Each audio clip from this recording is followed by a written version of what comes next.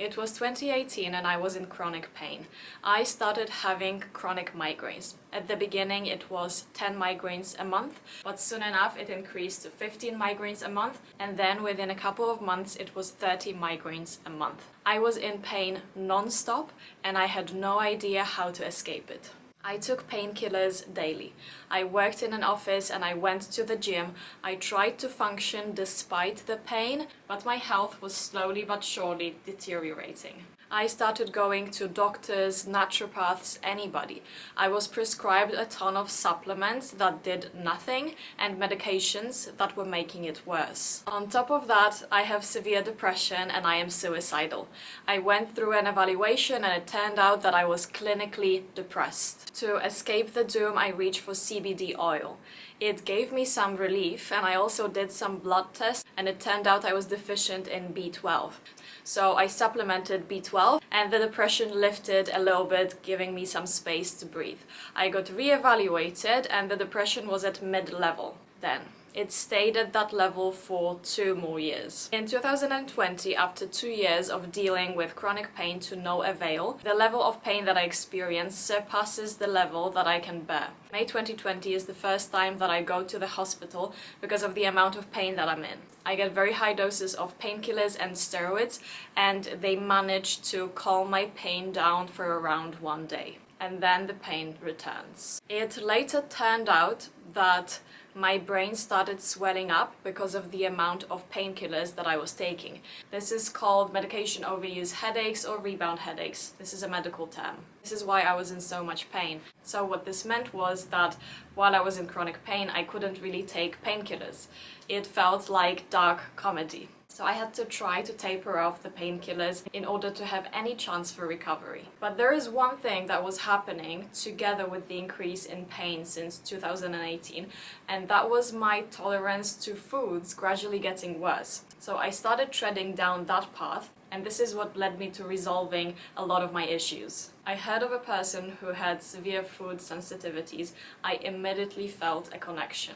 There was a girl who had arthritis and she managed to put it into complete remission by only eating meat. So that didn't sound very healthy, but she's been doing it for years, so I thought maybe there is more to the story. So I tried to taper off painkillers with preventative migraine medication that was given to me by a doctor, and I managed to go from around 120 pills a month to 10 pills a month.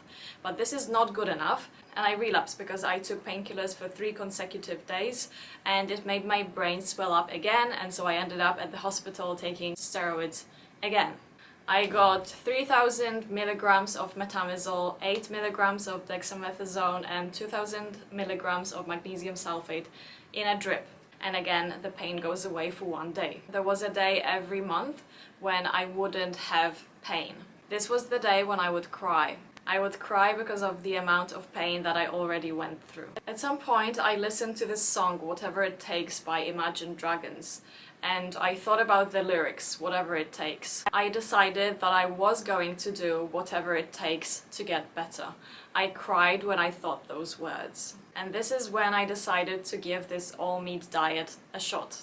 I listened to 2 podcasts about it, and when it turned out that I wasn't going to have scurvy or die of a heart attack, I was pretty much good to go. So, day 1, I had oatmeal for breakfast. Then I had 2 duck breasts just with some herbs for lunch. There was nothing else on my plate, and it wasn't that bad. So I made some bone broth with just bones and meat and water and salt, and I had that for dinner.